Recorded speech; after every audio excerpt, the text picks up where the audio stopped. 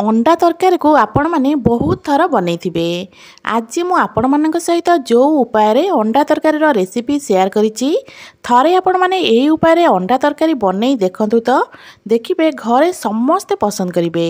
आउ आपण सब बेले अंडा तरकारी को एई उपाय रे बनैबा पई पसंद करिवे। नमस्कार, मु रश्मि यूट्यूब रे आपण समस्त को स्वागत। आशा करुछि आपण मानकु आज रे रेसिपी निश्चय पसंद आसीबो।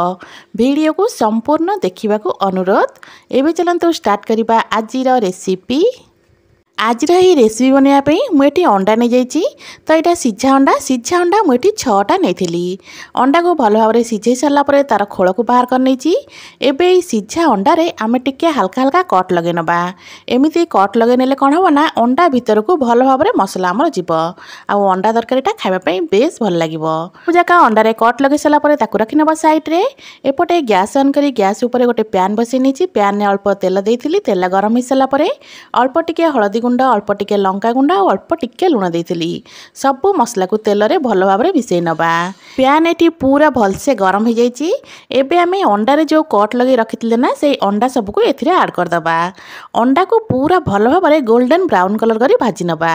गैस फ्लेम को यही जगह मीडियम ही रखिथिबे। मीडियम फ्लेम रे एपट सेपट करके अंडा को पाखापाखि 4 ରୁ 5 मिनिट भाजिला परे अंडार कलर आमर बिल्कुल भी चेंज हो। अंडा को भाजबार पाखापाखि 4 ରୁ 5 मिनिट हो गलानी।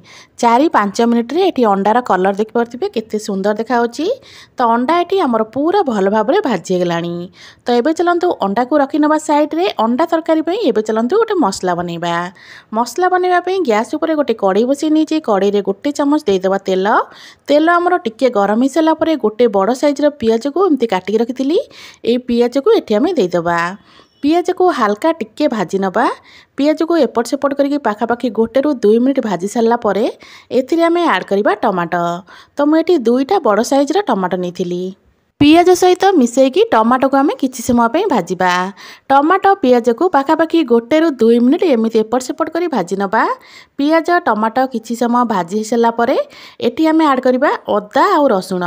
तो ये मुझे गोटे खंड अदा ता सहित 7 ରୁ 8 कला हम रसुण। अदा रसुण दे सारापर एटी मु अल्प दे दूची नड़िया। नड़िया को एमती छोट छोट खंडे काटिक नहीं। यही सबू जिनस को आम से पर्यंत भाजवा जे पर्यंत आमर पियाज भल भाव में भाजी नही ता सहित टमाटोटा आमर पूरा नरम नही। एटी मु कही रखुची जदि आपण मानको आज ये रेसिपी भल लगे वीडियो को लाइक करेंगे, शेयर करेंगे। जदि आपण माने मो चैनल रे नुआ अछंती ताले प्लीज चैनल को सब्सक्राइब निश्चय करनेबे।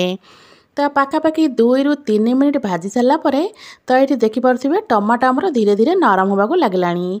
तो बास आपको आम एतिकी भाजवा। 8 ରୁ अधिक भाजवा बिल्कुल भी आवश्यकता नहीं। तो ये चलतु यही मसला सबको गोटे बाउल को आम काढ़ी नवा। मसला को बाउल काढ़ी सारा पर भलसे ठंडा करनवा। तापर आर गोटे आम पेस्ट बनैबा। तो सही कड़ाई रे एठी मु देई दउची गोटे चामच हब सोरिष तेल। तेल आमर भल भाव में गरम हो सारा पर एठी अल्प देदेबा गोटा मसला। गोटा मसला रे जहाँ भी मसला आपण मान पाखे थिबो आपण माने सेही मसला को एठी ऐड कर परिबे। मसला टिके फुटीगला पर जो भजा मसला को आम रखी ना ताको एठी मु बाटी नहीं। से मसला को एठी आम देदेबा।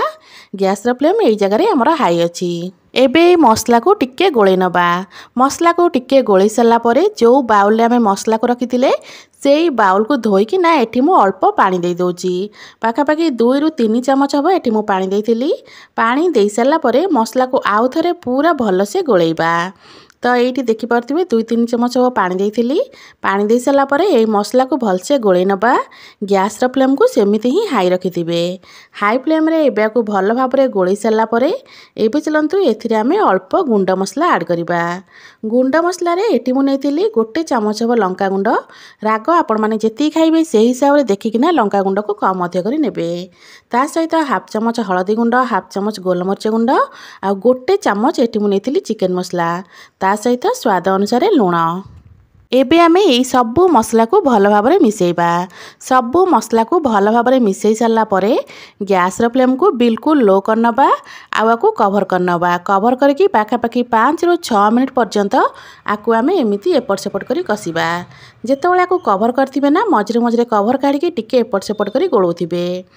तो मसला को कसिबार पाखापाखि 5 ରୁ 6 मिनिट मोर हो गलानी। तो ये देखिपे मसला उपर को तेल आमर आसलानी। आ मसलारू बहुत सुंदर गोटे बास्ना आसूची। तो यही जगह आम दबा अल्प कस्तूरी मेथी। कस्तूरी मेथी को हाथ में टिके मकचिकिना ताकू देदेबा। कस्तूरी मेथी मध्य बहुत बढ़िया बास्ना आए। तो कस्तूरी मेथी को दे सारा पर आपको आउ थे आम भल भाव मिसई नवा। एटी आम आड करवा 2टा रसुण। तो 2टा पूरा गोटा रसुण को ये मुझे आड करी। रसुणर फ्लेवरटा ये अंडा तरकारी बहुत बढ़िया आसो।